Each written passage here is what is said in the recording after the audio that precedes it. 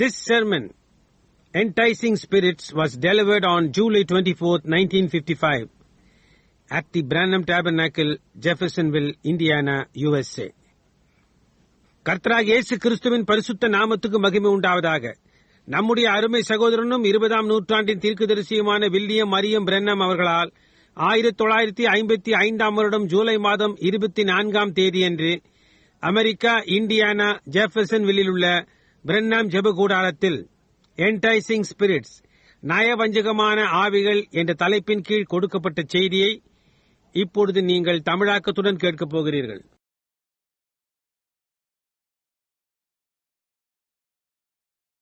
Enticing spirits going forth. Demons under disguises. Look, we're in the last days. We're in the end time. நயவஞ்சகமான ஆவிகள், பிசாசுகள் மாறுவேடத்தில் சென்று கொண்டிருக்கின்றன. கவனியுங்கள், நாம் கடைசி நாளில் இருக்கின்றோம். நாம் கடைசி காலத்தில் இருக்கின்றோம். The world is just about ready to come to its head, like a sore boil somewhere. That's going to explode one of these days, and the core just out of it. உலகமானது முடிவு நிலைக்கு வர தயாராக உள்ளது. இந்நாட்களில் ஒன்றில் வெடிக்கப் போகின்ற ஒரு கொப்பள கட்டி வெடித்து அதிலிருந்து வருகின்ற சீழ் வெளிவருவதை போன்று உள்ளது. It's become filthy. There's no salve can heal it. They've rejected the serum. They've rejected the treatment. You take a boil arising there, and if you don't take penicillin or something to knock it out or something another, it'll just keep rising till it'll burst. அது அசுத்தமாய் இருக்கின்றது. அதை குணப்படுத்த எந்த ஒரு மருந்து தைலமும் கிடையாது. அவர்கள் மருந்தாய் தயாரிக்கப்படும் அந்த விலங்கின குருதி நிணநீரை புறக்கணித்து விட்டனர். அவர்கள் சிகிச்சையை நிராகரித்து விட்டனர். அங்கே ஒரு கட்டி ஒன்று எழும்புமானால் நீங்கள் பென்சிலினையோ அல்லது வேறெதையோ எடுத்து அதை அப்புறப்படுத்த தவறினால், அல்லது வேறெதையோ நீங்கள் எடுக்க தவறினால், அது வெடிக்கும் வரை பெரிதாகிக் கொண்டே இருக்கும். That's what the world's done. It started not long ago to let them down. We got all one great big idea. False spirits come in and begin to tell people this, that, the other. We broke up into 900 and something different denominations. Everyone had a different view. அதைத்தான் உலகமும் செய்திருக்கின்றது. அது சிறிது காலத்திற்கு முன்னர் அது ஆரம்பித்தது. பிறகு கீழே சரிய ஆரம்பித்தது. அவர்கள் மகத்தான பெரிய செயல் திட்டத்தின் பேரில் ஆரம்பித்தனர். பொய்யான ஆவிகள் உள்ளே வந்து மக்களிடம் இதை, அதை அல்லது மற்றதை கூற ஆரம்பித்தன. நாம் 900 மற்றும் வித்தியாசப்பட்ட ஸ்தாபனங்களாக உடைந்து போயிருக்கிறோம். ஒவ்வொருவரும் வித்தியாசப்பட்ட கருத்தை கொண்டிருத்தல். They say we believe this, period. That's all we believe. They can't let the Holy Spirit come in. They can't have the right of way. God got a bunch of people that could shout, and everybody had to shout. அவர்கள் நாங்கள் இந்த முடிவான கட்டத்தை விசுவாசிக்கிறோம், நாங்கள் விசுவாசிப்பது அவ்வளவுதான் என்கின்றனர். பரிசுத்த ஆவியானவர் உள்ளே வரத்தக்கதாக அவர்களால் இடம் கொடுக்க முடியவில்லை. சரியான பாதையை அவர்களால் கொண்டிருக்க முடியவில்லை. சத்தமிடக்கூடிய ஒரு மக்கள் குழுவை தேவன் கொண்டிருக்கிறார். அப்படியானால் எல்லோரும் சத்தமிட வேண்டியவர்களாக இருக்கின்றனர்.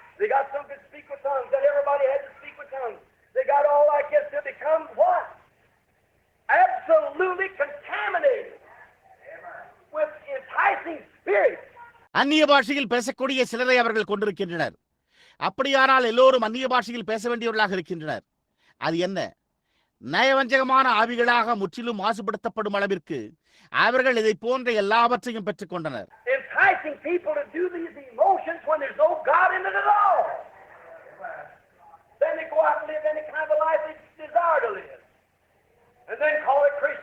தேவன் அதில் முழுவதுமாகவே இல்லாதிருக்கையில் வஞ்சக மக்கள் இந்த உணர்ச்சி வசப்படுதலை செய்கின்றனர். பிறகு அவர்கள் வெளியே சென்று தாங்கள் விரும்புகின்ற எந்த ஒரு வாழ்க்கையையும் வாழ்ந்த பிறகு அதை கிறிஸ்தவன் என்று அழைக்கின்றனர்.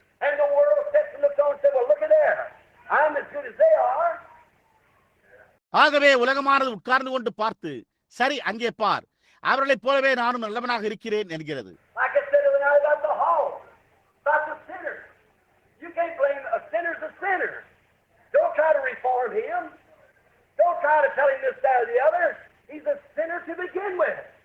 முன்பொரு இரவு பன்றியை குறித்தும் பாவியை குறித்தும் நான் கூறினது போல, நீங்கள் பழி சுமத்த முடியாது. ஒரு பாவிதான்.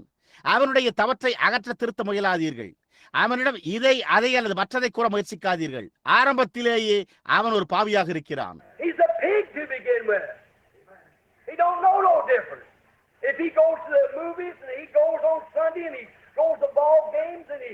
does all these things, he's a sinner to begin with. His nature's like உண்மையிலேயே அவன் ஒரு பன்றியாக இருக்கிறான். அவன் எந்த ஒரு வித்தியாசத்தையும் அறியான்.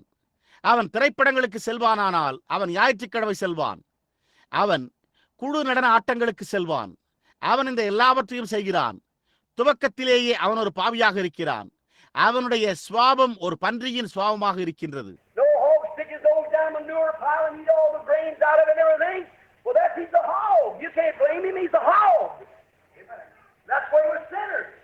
அந்த வயதான பன்றி ஒரு குப்பை மேட்டுக்குள்ளாக தன்னுடைய மூக்கை நுழைத்து அதில் இருக்கின்ற தானியங்கள் மற்றும் எல்லாவற்றையும் தின்கிறது. ஆம், அது ஒரு பன்றியாக இருக்கின்றது. உங்களால் அதை குறை சொல்ல முடியாது. அது ஒரு பன்றியாகும். பாவிகளும் அந்த விதமாகத்தான் இருக்கின்றனர்.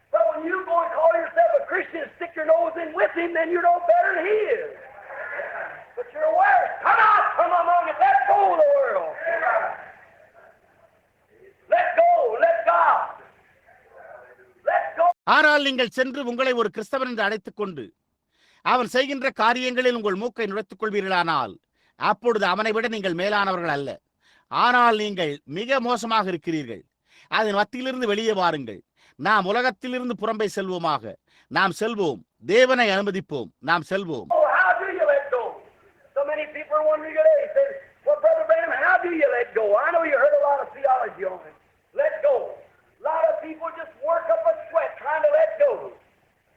எப்படி நீங்கள் செல்வீர்கள்? அநேக மக்கள் இன்று சரி சகோதரன் பிரணாம், எப்படி நாங்கள் அகன்று செல்ல முடியும் என்று யோசித்துக் கொண்டிருக்கின்றனர். செல்க என்பதன் பேரில் அநேக வேத தத்துவ போதனையை நீங்கள் கேட்டிருக்கிறீர்கள் என்பதை நான் அறிவேன். செல்ல முயன்று அநேக மக்கள் வியர்வை சிந்துகின்றனர்.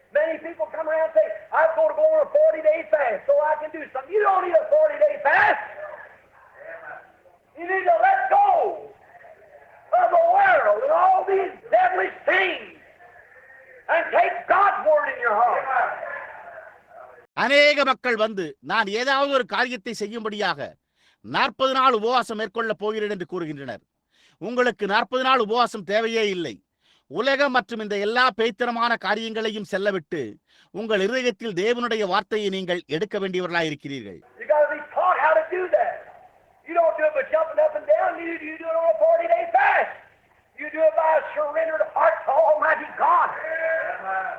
அதை எவ்வாறு செய்ய வேண்டும் என்று உங்களுக்கு போதிக்கப்பட வேண்டியதாக இருக்கிறது. மேலும் கீழுமாக குதிப்பதனால் நீங்கள் அதை செய்ய முடியாது, அல்லது அதை 40 நாள் உபவாசத்தின் பேரிலோ உங்களால் செய்ய முடியாது. சர்வ வல்லமையுள்ள தேவனிடம் அர்ப்பணிக்கப்பட்ட ஒரு இதயத்தின் மூலமாகத்தான் நீங்கள் செய்ய முடியும்.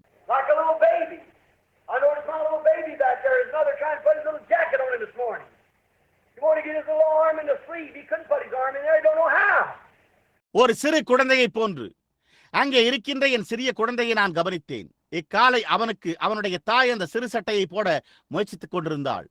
அதனுடைய சிறிய கரத்தை சட்டையின் கைப்பகுதியில் போட அது விரும்பினது. அதில் தன்னுடைய கரத்தை போட அதனால் முடியவில்லை. எப்படி என்று அதற்கு தெரியவில்லை.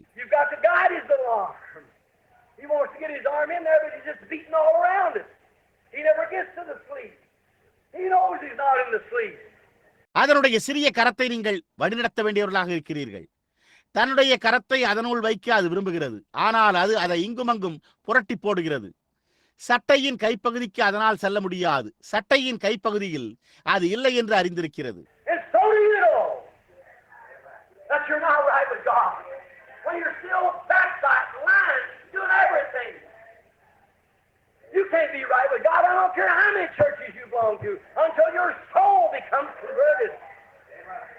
நீங்கள் இன்னுமாக புறங்கூறிக்கொண்டும் பொய் சொல்லிக் கொண்டும் எல்லாவற்றையும் செய்து கொண்டிருந்தால் நீங்கள் தேவனுடன் சரியாக இல்லை என்பது உங்களுக்கு தெரிகின்றதா? நீங்கள் எத்தனை சபைகளை சேர்ந்திருந்தாலும் எனக்கு கவலை இல்லை. உங்கள் ஆத்மாவானது மாற்றப்படும் வரை உங்களால் தேவனுடன் சரியாக இருக்க முடியாது.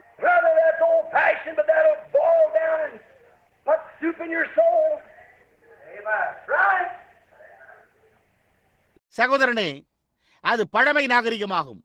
ஆனால் அது உன்னுடைய ஆத்மாவில் பொங்கி வழிந்து அதில் உற்சாகத்தை தரும். உண்மையே.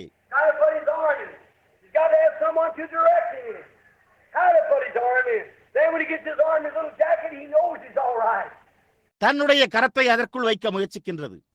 தன்னுடைய கரத்தை அதற்குள் எவ்வாறு வைக்க வேண்டும் என்று சுட்டிக்காட்ட யாரோ ஒருவர் அதற்கு தேவைப்படுகிறது. பிறகு தன்னுடைய கரத்தை தன்னுடைய சிறிய சட்டையில் வைத்த பிறகு எல்லாம் சரியாக இருக்கின்றது என்று அது அறிந்து கொள்கிறது. When he really gets into God, he watches his life with God's word and he realizes he's lined up with every bit of it. மறுபடியும் பிறந்த ஒவ்வொரு கிறிஸ்தவனுக்கும் அந்த விதமாகத்தான் இருக்கும். அவன் உண்மையாக தேவனுக்குள் செல்கையில் தேவனுடைய வார்த்தையுடன் தன்னுடைய ஜீவியத்தை அவன் கவனித்து பிறகு அதனுடைய ஒவ்வொரு சிறு சிறு கூறுபாடுடனும் அவன் ஒருங்கிணைந்திருப்பதை உணர்கிறான்.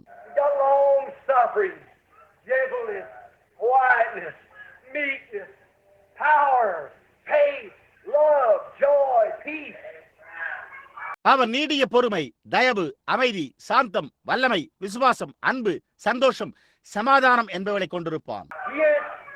Like the troubled seas. He ain't worried about every little thing. He ain't jumping here and there like a bottle stopper on a windy ocean. He's set. அவன் கொந்தளிக்கும் கடலை போன்று மேலும் கீழுமாக அலகடிக்கப்பட்டுக் கொண்டிருக்க மாட்டான். ஒவ்வொரு சிறிய விஷயத்திற்கும் அவன் கவலைப்படுவதில்லை. காற்று வீசும் கடலில் ஒரு புட்டி மூடியைப் போல அவன் அங்குமிங்கும் குதிக்கவில்லை. அவன் நிலையாயிருக்கிறான். His heart's pure, his thoughts is pure, his intentions are pure, his alternatives right. And he knows he lines up with the Word of God. All hell can't move him. He's lined with the Word of God. அவனுடைய இருதயம் தூய்மையானதாக இருக்கிறது. அவனுடைய நினைவுகள் தூய்மையானதாக இருக்கின்றன. அவனுடைய எண்ணங்கள் தூய்மையானதாக இருக்கின்றன. அவனுடைய மாற்று சரியாக இருக்கிறது. அவன் தேவனுடைய வார்த்தையுடன் ஒருங்கிணைகிறான் என்பதை அறிந்திருக்கிறான். பாதாளம் முழுவதுமே அவனை அசைக்க முடியாது. தேவனுடைய வார்த்தையுடன் அவன் ஒருங்கிணைக்கப்பட்டிருக்கிறான். Every man and woman, he's got his abstain from the things of the world. They're dead to him. He don't want them no more. ஒவ்வொரு ஆண் மற்றும் பெண்ணுக்கான தெய்வீக அன்பையும் தன்னுடைய இருதயத்தில் தூய்மையை அவன் கொண்டிருக்கிறான். அவன் உலகத்தின் காரியங்களை அவன் விட்டு விலகி இருக்கிறான். அவை அவனுக்கு மரித்து போய் இருக்கிறது. அவை இனிமேல் அவனுக்கு தேவைப்படுவதில்லை.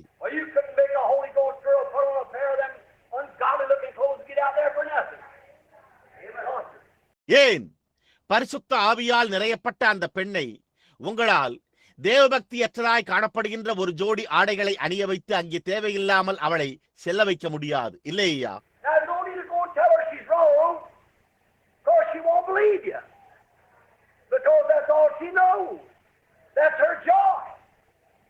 இப்பொழுது அவள் தவறாய் இருக்கிறாள் என்பதை அவளிடம் சென்று கூற வேண்டிய அவசியம் இல்லை. ஏனெனில் அவள் உங்களை நம்ப மாட்டாள். ஏனெனில் அவ்வளவுதான். அவள் அதை மாத்திரமே அறிந்திருக்கிறாள். அதுதான் அவளுடைய சந்தோஷம்.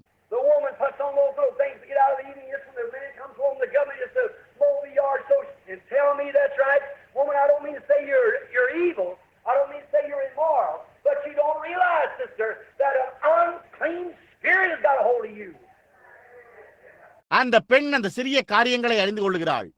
மாலையில் அவர்கள் வெளியே செல்கிறார்கள். அப்பொழுதுதான் தங்களுடைய ஆண்கள் வீடு வந்திருப்பார்கள். அப்பொழுது அவர்கள் முற்றத்தில் புல்வெட்ட வருகிறார்கள். அது சரியாக என்று எனக்கு சொல்வீர்களா? ஸ்திரியே, நீ தீயவள் என்று நான் கூற விடையவில்லை. நீ ஒழுக்கம் கெட்டவள் என்று நான் பொருட்படுத்தி கூறவில்லை. ஆனால் சகோதரியே, ஒரு அசுத்த ஆவி உன்னை ஆட்கொண்டுள்ளது என்பதை நீ உணர்வதில்லை.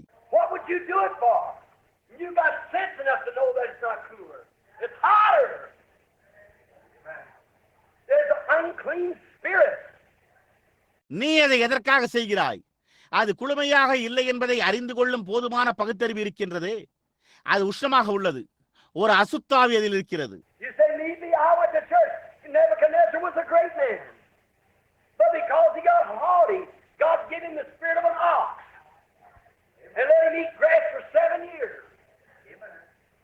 நீங்கள் நான் சபைக்கு செல்கிறேனே எனலாம்.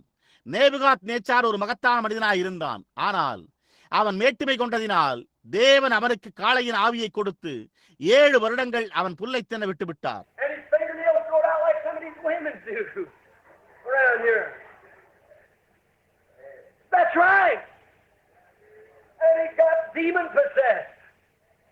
அவனுடைய விரல் நகங்கள் இங்கே பெண்களில் சிலருக்கு இருப்பதை போன்று பெரிதாக வளர்ந்தன. அது சரி, அவன் பிசாசு பிடித்தவனானான்.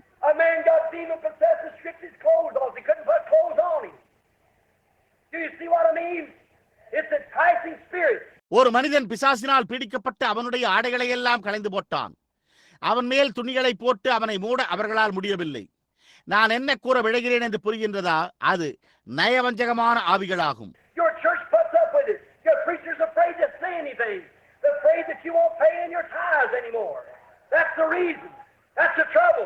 My goodness. உங்கள் சபை அதை பொறுத்துக் கொள்கிறது. உங்கள் பிரசங்கி அதை குறித்து எதையும் கூற பயப்படுகிறார். நீங்கள் இனிமேல் உங்கள் தசம பாகங்களை செலுத்த மாட்டீர்கள் என்று பயப்படுகிறார். காரணம் அதுவேதான்.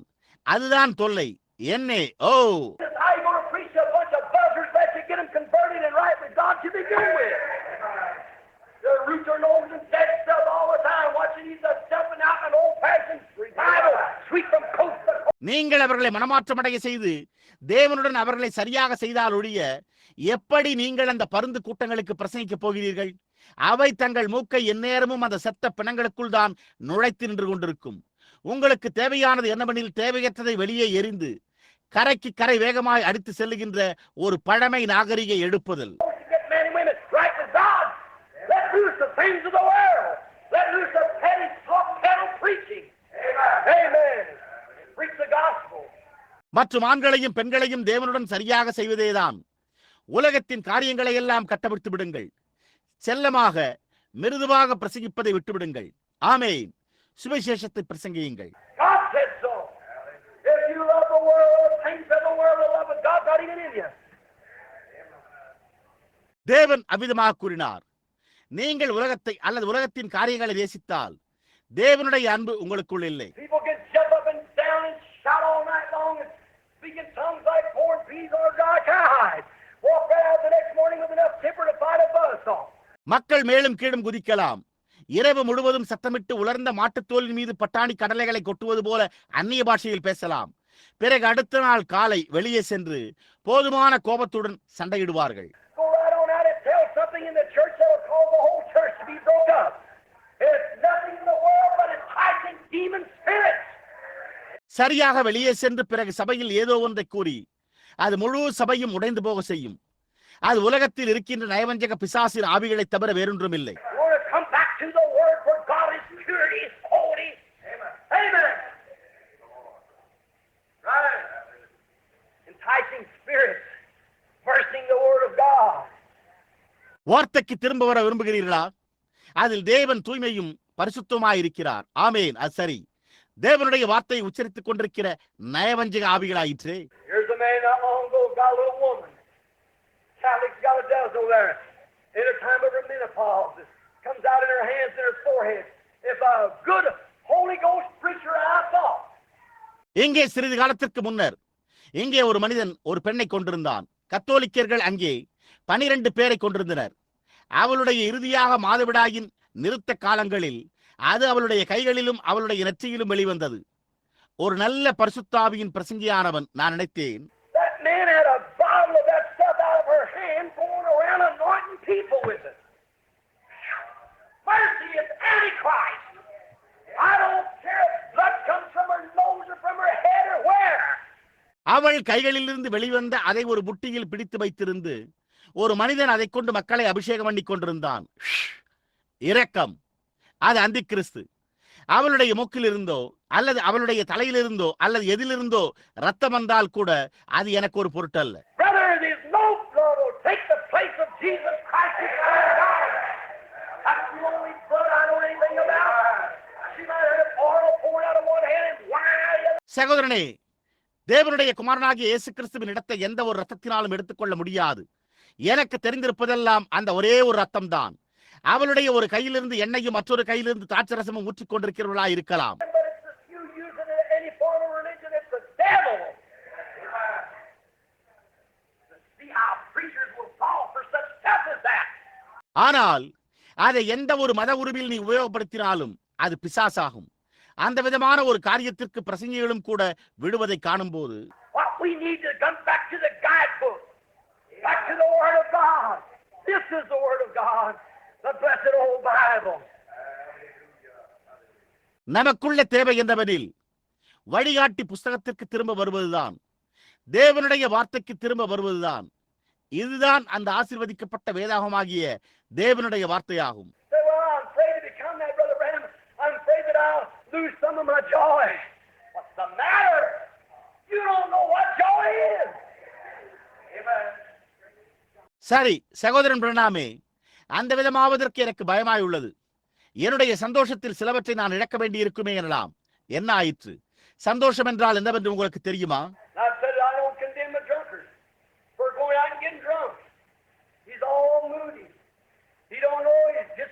morning, you got the blues, the hangovers. வெளியே சென்று மதுருந்தும் ஒரு குடிகாரனை நான் கடிந்து கொள்வதில்லை என்று நான் கூறியிருக்கிறேன். அவன் போதையில் இருக்கிறான், அவனுக்கு தெரியாது. அவன் ஒரு காலையில் எழும்பும் போது அவனுக்கு மனசோர்வு, ஒரு போதையிலேயே நினைத்திருக்கிறான்.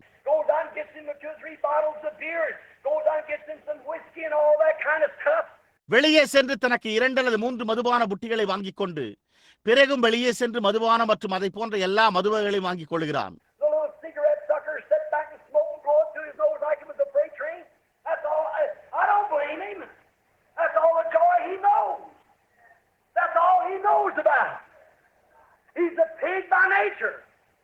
சிகரெட்டை உறிஞ்சும் அவன் அங்கே உட்கார்ந்து கொண்டு புகைத்து ஒரு சரக்கு ரயில் வண்டியை போன்று தன் மூக்கில் புகையை கக்குகிறான். அவ்வளவுதான். நான் அவனை பழிக்க மாட்டேன். அவனுக்கு தெரிந்ததெல்லாம் அந்த சந்தோஷம்தான். அது மட்டும்தான் அவனுக்கு தெரியும். சுவாபத்திலேயே அவன் ஒரு பன்றியாயிருக்கிறான்.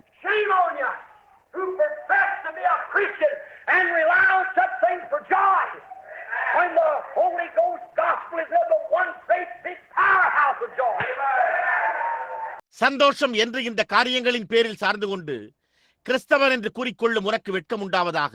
ஏனெனில் பரிசுத்த ஆவி என்பது சந்தோஷத்தின் ஒரு பெரிய மகத்தான உற்பத்தி நிலையமாக இருக்கின்றதே என்று வேறொன்றுமல்ல.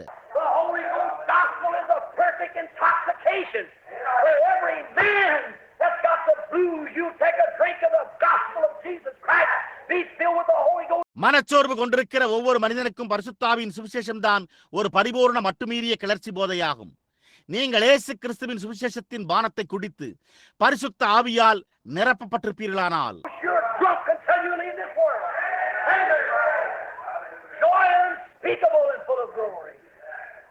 நீங்கள் இந்த உலகத்தை விட்டு கடந்து செல்லும் வரைக்கும் ஆமென் சொல்லி முடியாததும் மகிமையால் நிறைந்ததுமாய் இருக்கிற சந்தோஷத்தை பருகுவீர்கள்.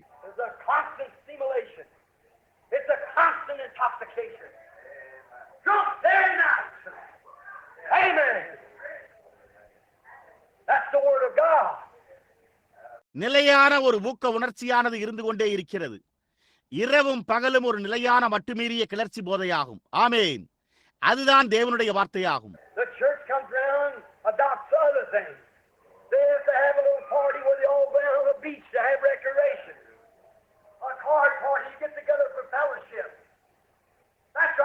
சபையோ சுற்றி வந்து மற்றொரு காரியத்தை ஏற்றுக்கொள்கிறது. இன்ப பொழுதுபோக்கு கேளிக்கை கொள்வதற்காக எல்லோரும் கடற்கரைக்கு சென்று ஒரு சிறிய விருந்தை அவர்கள் வைக்க வேண்டியதாக உள்ளது. ஐக்கியத்திற்காக எல்லோருமாக ஒரு சீட்டாட்ட விருந்தில் கூடி வருதல், அது உண்மை.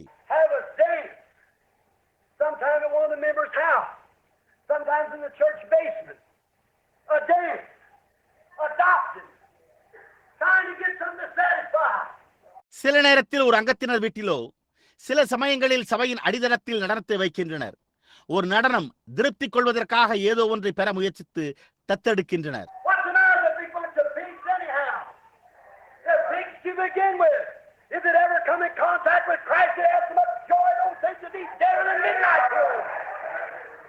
காரணம் என்ன? எப்படியாயினும் அவர்கள் ஒரு பெரிய பந்தி கூட்டம்தான். துவக்கத்திலேயே அவர்கள் பந்திகளாய் இருக்கின்றனர். அவர்கள் கிறிஸ்துவிடம் தொடர்பு கொள்வார்களானால் அவர்கள் அதிகமான சந்தோஷத்தை கொண்டு அந்த காரியங்கள் நடு இரவை காட்டிலும் அவர்களுக்கு மரித்ததாயிருக்கும்.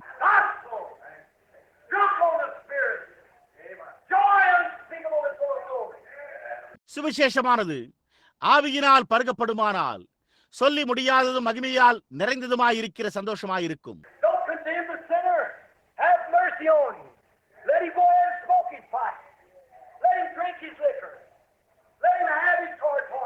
பாவியை குற்றப்படுத்தாதே, அவன் மீது இரக்கம் கொள்ளுங்கள்.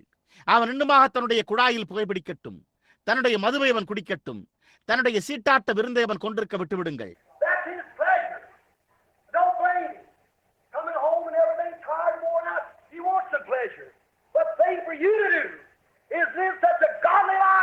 அது அவனுடைய இன்பமாய் இருக்கிறது.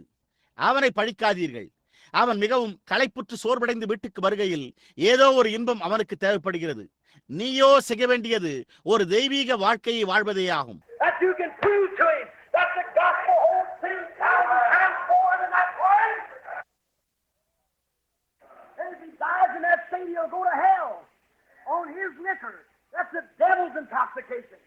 அதாவது அவனுக்கு அதைவிட சுவிசேஷமானது 10,000 மடங்குகள் அளிக்கின்றது என்பதை அவனுக்காகவே நிரூபிக்க வேண்டும்.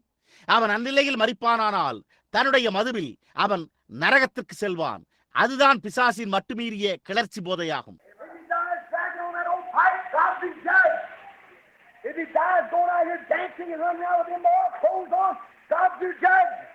அவன் தன்னுடைய சிகரெட்டு குழாயை எடுத்துக்கொண்டே இருந்து மரித்து போவானானால் தேவன் அவனுடைய நியாயாதிபதியாக இருக்கிறார். அவன் அங்கே வெளியே சென்று நடனமாடி ஒழுக்கங்கட்ட ஆடைகளை அணிந்தவனாக இருந்து மரிப்பானானால் தேவன் அவனுடைய நியாயாதிபதியாக இருக்கிறார்.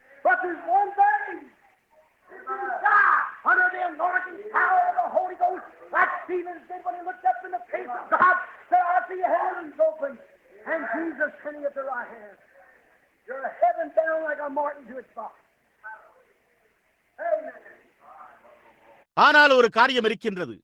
நீங்கள் பரிசுத்தாவின் வல்லமையின் அபிஷேகத்தின் கீழ் மரிப்பீர்களேயானால் ஸ்தேவான் தேவனிடத்தில் மேலே நோக்கி பார்த்து அவன் கூறியது போல வானங்கள் திறந்திருக்கிறதையும் வலது பாரசத்தில் இயேசுவானவர் நிற்கிறதையும் நான் காண்கிறேன் என்று கூறினான். ஒரு மார்டின் என்ற பறவை அதனுடைய கூற்றுக்கு செல்வது போல நீங்களும் பரலோகத்தை நோக்கி செல்கிறீர்கள். ஆமென்.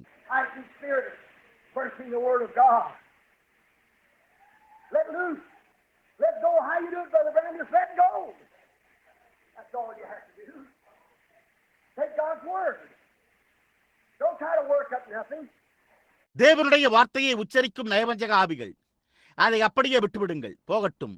எப்படி நீங்கள் அதை செய்வீர்கள் சகோதரன்? அதை செல்ல விடுங்கள். நீங்கள் செய்ய வேண்டியது அவ்வளவுதான். தேவனுடைய வார்த்தையை எடுத்துக் கொள்ளுங்கள். இல்லாததை எழுப்ப முயற்சிக்காதீர்கள்.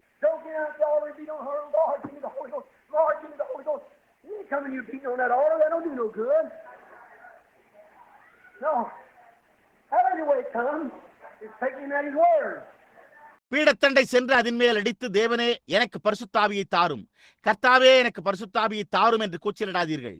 நீ பீடத்தண்டை அடிப்பதனால் அவர் வரப்போவதில்லை. அது ஒரு பலனையும் அளிக்கப் போவதில்லை. இல்லை, அந்த விதமாக அது வருவதில்லை. அவரை அவருடைய வார்த்தையின்படி எடுப்பதேதான் அது.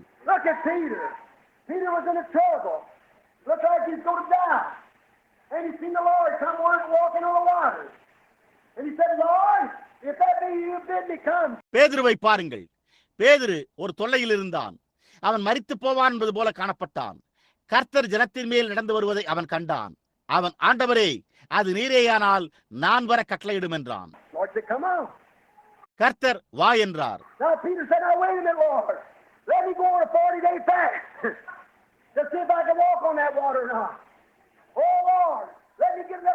இப்பொழுது பேதுரு, ஆண்டவரே, இப்பொழுது ஒரு நிமிடம் பொறும், என்னால் ஜலத்தின் மேல் நடக்க இயலுமா அல்லது இல்லையா என்று பார்க்க நான் போய் 40 நாள் உபவாசம் இருக்கட்டும். ஓஹோ ஆண்டவரே, இந்த படையில் அந்நிய பாஷையில் பேசி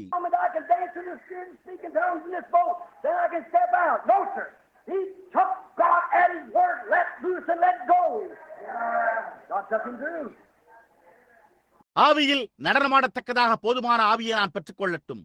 அப்பொழுது நான் படகை விட்டு வெளியே வர முடியுமா? இல்லை ஐயா. அவன் தேவனை அவருடைய வார்த்தையின் பேரில் ஏற்றுக்கொண்டு அதை செயல்படுத்தி கிரியை செய்யும்படி விட்டுவிட்டான். தேவன் அவனை வழிநடத்தினார்.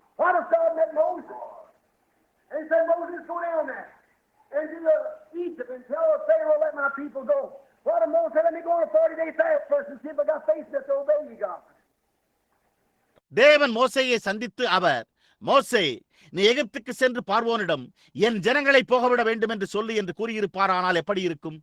அதற்கு மோசே, முதலில் நான் 40 நாள் உபவாசம் மேற்கொண்டு உமக்கு கீழ்ப்படியத்தக்கதாக போதிய விசுவாசம் எனக்கு இருக்கிறதா என்று நான் பார்க்க அனுமதி அளியும் தேவனே.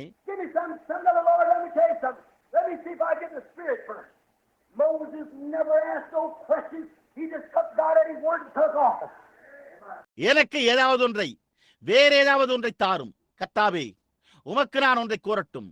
நான் முதலாவதாக ஆவிக்குள்ளாகிறேனா என்று நான் பார்க்கட்டுமா என்று கூறியிருந்தால் எப்படி இருக்கும்? மோசே எந்த ஒரு கேள்வியையும் கேட்கவே இல்லை. அவன் தேவனை அவருடைய வார்த்தையின் பேரில் எடுத்துக் கொண்டான். அப்படியே புறப்பட்டு சென்றான்.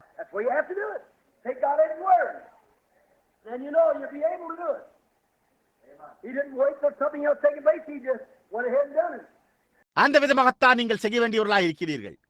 தேவனை அவருடைய வார்த்தையின்படி எடுப்பதே. அப்பொழுது அதை உங்களால் செய்ய முடியும் என்பதை அறிந்து கொள்வீர்கள். ஏதோ ஒன்று நடக்கும் வரை அவன் காத்திருக்கவில்லை. அவன் முன்னே சென்று அதை செய்தான்.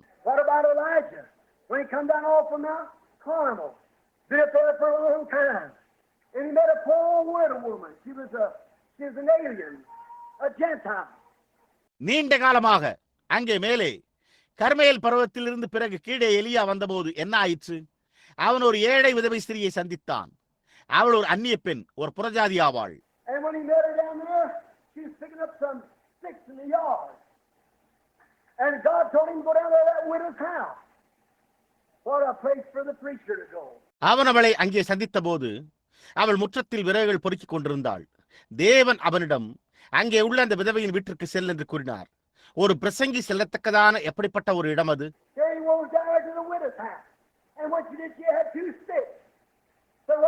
இதோ அவன் அங்கே இருந்த அந்த விதவையினுடைய வீட்டிற்கு செல்கிறான்.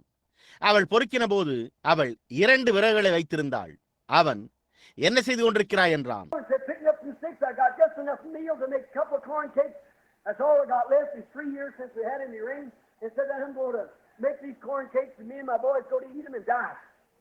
சில விறகுகள் பொறுக்குகிறேன். 2 மக்காச்சோள அடைகளை செய்ய போதுமான மாவை மாத்திரமே நான் வைத்திருக்கிறேன். அவ்வளவுதான் என்னிடம் மீதியாக உள்ளது. 3 வருடங்களாக மழை என்பதே பெய்யவில்லை என்றாள். மேலும் ஆகையால் இந்த சோள அடைகளை நான் ஆயத்தப்படுத்த போகிறேன். பிறகு நானும் என் பிள்ளையும் அதை சாப்பிட்ட பிறகு செத்துப்போம் என்றாள்.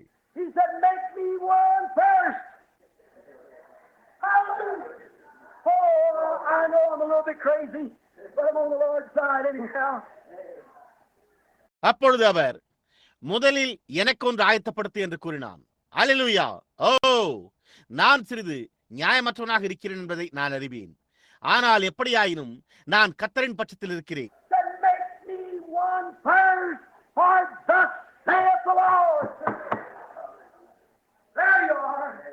முதலில் எனக்கு ஒன்று ஆயத்தப்படுத்து, ஏனெனில் இது கர்த்தர் உரைக்கிறதாவது என்றான். அங்குதான் காரியமே உள்ளது.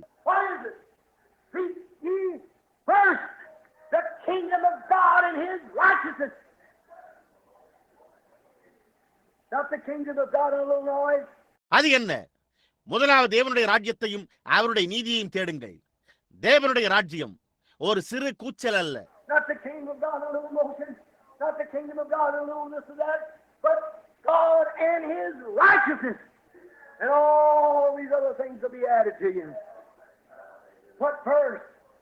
தேவனுடைய ராஜ்யம் ஒரு சிறு உணர்ச்சி வசப்படுவதல்ல. தேவனுடைய ராஜ்யம் ஒரு சிறிய இது அல்லது அது அல்ல. ஆனால் தேவனையும் அவருடைய நீதியையும் தேடுங்கள். அப்பொழுது இந்த மற்றவை எல்லாம் உங்களுக்கு கூட கொடுக்கப்படும். முதலாவதாக வையுங்கள்.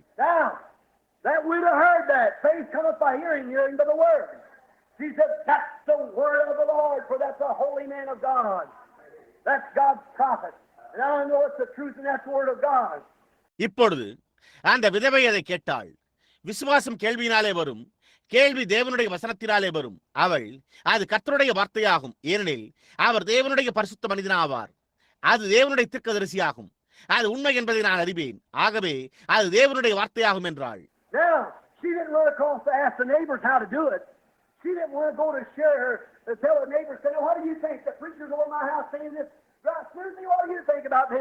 இப்பொழுது அவளோ அதை எப்படி ஆயத்தப்படுத்துவது என்று அக்கம் பக்கத்தாரிடம் கேட்க அவள் ஓடவில்லை. அவள் தன்னுடைய பங்கை அண்டை வீட்டாரிடம் சொல்ல போகவில்லை. இப்பொழுது நீங்கள் என்ன நினைக்கிறீர்கள்? பிரசங்கி என் வீட்டில் இருக்கிறார், இதை கூறுகிறார். சுசி, இதை குறித்து நீ என்ன நினைக்கிறாய் என்று கூறவில்லை.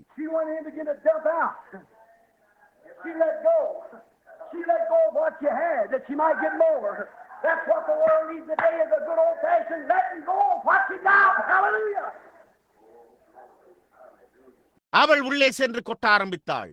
அவள் கொட்டினாள். அவள் இன்னும் அதிகமாக கொள்ளத்தக்கதாக தன்னிடம் இருந்த எல்லாவற்றையும் கொட்டினாள். இன்றைக்கு உலகத்திற்கு தேவையாய் உள்ளது அதுவே ஆகும். ஒரு அருமையான பழைய நாகரீகம் உங்களிடம் இருக்கிற எல்லாவற்றையும் கொட்டுதலாகும். அல்லேலூயா!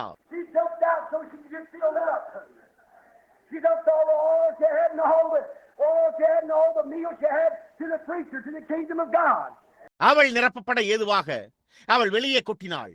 அவளிடம் இருந்த எல்லா எண்ணெயையும் கொட்டினாள். அவளுக்கு இருந்த முழு எண்ணெயையும் மற்றும் அவளுக்கு இருந்த எல்லா போஜனத்தையும் பிரசங்கிக்கு தேவனுடைய ராஜ்யத்திற்கு அளித்து விட்டாள்.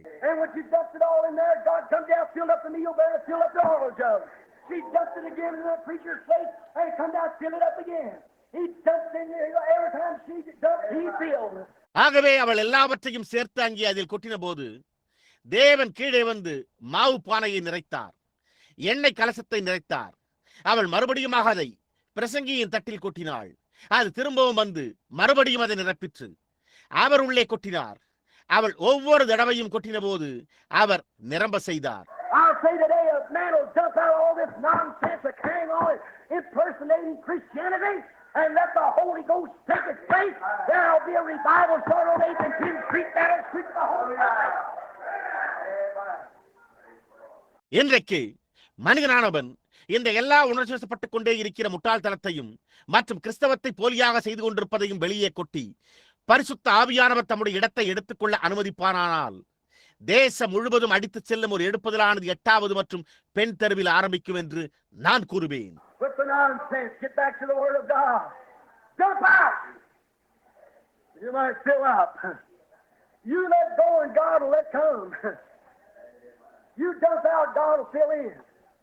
அர்த்தமற்ற காரியங்களை விட்டு வெளியேறுங்கள். தேவனுடைய வார்த்தைக்கு திரும்ப வாருங்கள். நீங்கள் நிரப்பப்பட ஏதுவாக வெளியே கொட்டுங்கள். அதை வெளியே தள்ளுங்கள். தேவனை உள்ளே வரவிடுங்கள். நீங்கள் வெளியே கொட்டுங்கள். தேவன் உள்ளே நிரப்புவார். All the petty things that you got to do this, you got to do that, you ought to do this, you ought to do that. Forget it. Dump it out of your soul. நீ இதை செய்ய வேண்டும். நீ அதை செய்தாராக வேண்டும். இதை நீ செய்தே தீர வேண்டும். அதை செய்தே தீர வேண்டும் என்கிற இழிவான காரியங்கள் அதை மறந்து விடுங்கள். அதை உன்னுடைய ஆத்மாவிலிருந்து வெளியே எடுத்து கொட்டி விடுங்கள். Say, God, let me from this day be holy thine. Lord, I've come with a broken heart. I've come with a contrite spirit. I love you. You know I love you. தேவனே, இதிலிருந்து என்னை முற்றிலும் இந்த நாளிலே முற்றிலும் உம்முடையவனாக்கும். கர்த்தாவே, நான் ஒரு உடைந்த இருதயத்தோடு வருகிறேன். நான் பாவத்தை எண்ணி உடைந்து போயிருக்கின்ற ஆவியுடன் வருகிறேன். நான் உம்மை நேசிக்கிறேன். நீர் என்னை நேசிக்கிறீர் என்பதை நான் அறிவேன். All these 40-day fasts, see if I can get closer to God and all this, that, the other, all this nonsense. இந்த 40 நாள் உபவாசங்கள் போன்ற எல்லா முட்டாள்தனங்களையும் இந்த அந்த அல்லது மற்றது போன்ற எல்லா அர்த்தமற்றதையும் மறந்து தேவனுடன் நெருங்க முடியுமா என்று நான் பார்க்கிறேன் என்று கூறுங்கள்.